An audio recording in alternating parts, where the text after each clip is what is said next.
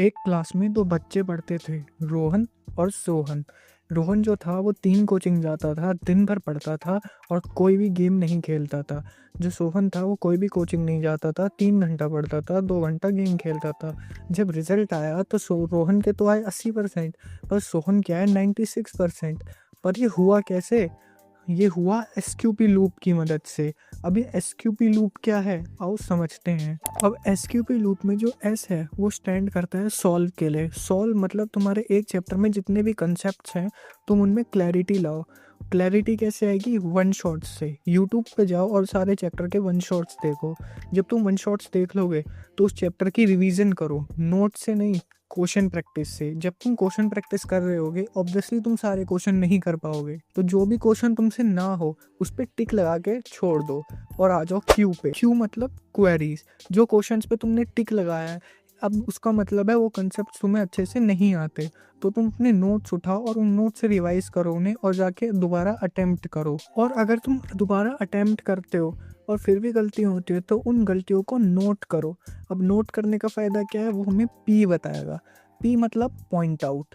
अगर तुम्हारी 3 से ज़्यादा गलतियाँ होती है ना, इसका मतलब है तुमने वन शॉट का वो कंसेप्ट ढंग से नहीं पढ़ा है।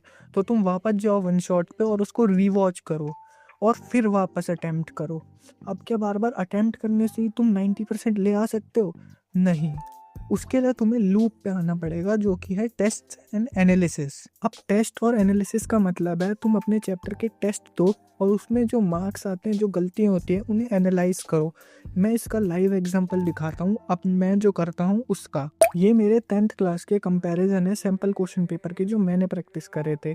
फर्स्ट सैम्पल क्वेश्चन पेपर में तुम मेरे मार्क्स देख सकते हो और यहाँ पे मैंने अपनी प्रॉब्लम्स नोट करी। सेकंड सैम्पल पेपर में तुम मेरे और मार्क्स देख सकते हो जो कि डिक्रीज हुए, यहाँ पे भी मैंने अपनी प्रॉब्लम लिखी। थर्ड सैम्पल पेपर के मार्क्स देखो, ये इंक्रीज हुए, प्रॉब्लम लिखी। फोर्थ इंक्रीज, प्रॉब्लम लिखी। और इन सब के बाद मैं एक फाइनल कंक्लूजन पे आया कि मुझे अब आगे किन सबको प्रैक्टिस करना है ताकि मेरे 100 आउट ऑफ 100 आ सके। और मैंने उन सबको प्रैक्टिस करा और मेरे मार्क्स जनरली इंक्रीज हुए। तो इन सब से हमें ये तो समझ में आ गया कि टेस्ट और उसका एनालिसिस कितना ज़्यादा इम्पोर्टेंट है। तो एसक्यूपी लूप कुछ इसी तरह था और इस एसक्यूपी लूप की मदद से तुम अपने क्लास 10th में 95% 100% ला सकते हो। इसी तरह की और वीडियो के लिए लाइक करो और सब्सक्राइब कर दो ताकि तुम्हें पता चल जाए मैं कब कब वीडियो डालूँ। तब तक के लिए बाय बाय।